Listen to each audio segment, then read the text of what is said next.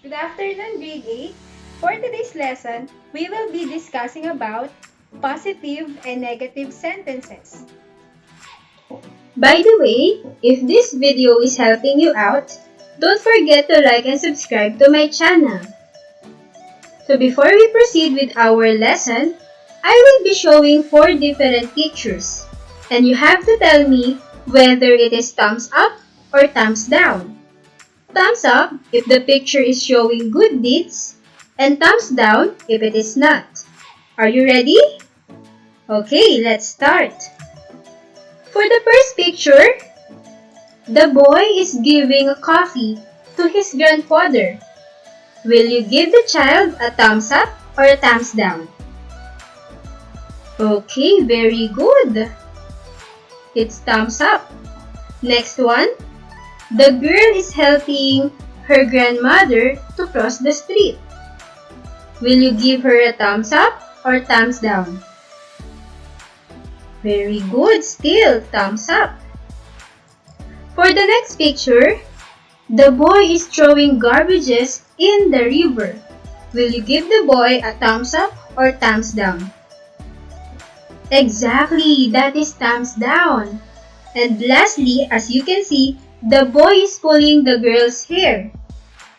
Absolutely, it is unnecessary for a certain kid to hurt or to pull other girls' hair and to make fun of it. So will you give the child a thumbs up or thumbs down? Exactly, thumbs down. Later on, we will be discussing it further. But let us know our most essential learning competency for this lesson. First one, we have to define positive and negative sentences. Next one, we have to identify and to determine positive and negative messages from a material read. So again, our lesson for today is recognizing positive and negative sentences. Going back, there are some things that people do either intentionally or not. There are also some statements that are considered as positive and negative sentences. So why is there a need for us to recognize positive from negative sentences? First, to know if the person we are talking with is sarcastic or not. Next one, to refrain yourself from mouthing offensive words if unnecessary.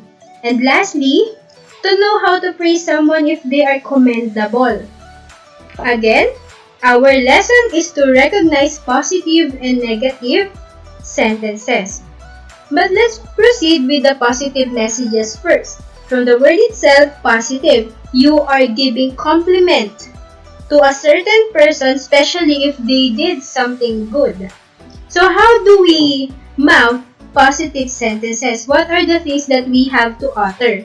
So let's take a look with this one. So positive message has the following components. So we have personal, encouraging, empowering, and passionate.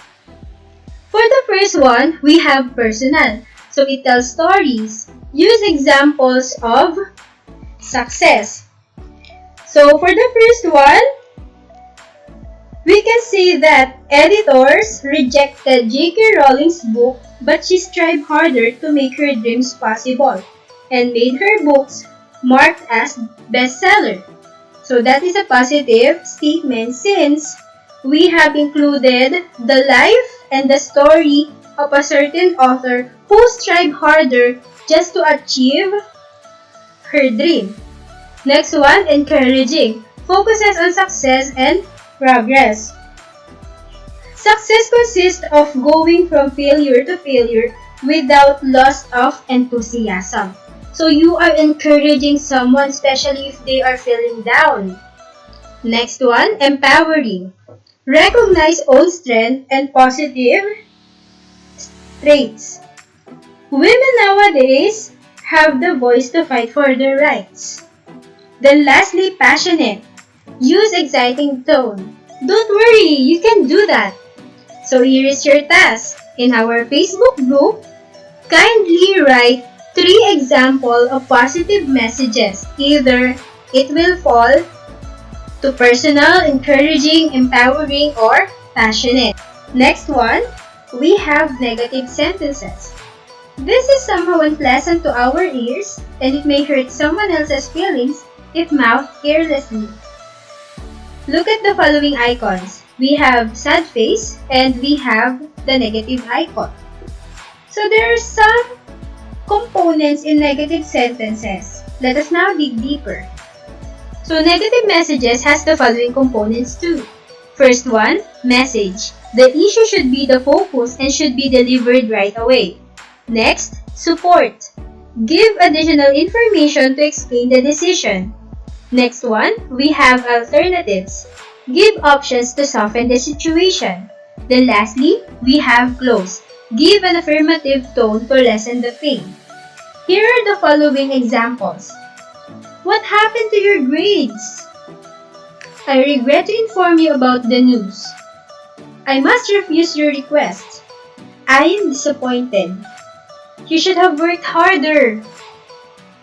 Again, if you want to have additional points, you have to write 3 example sentences in our Facebook page.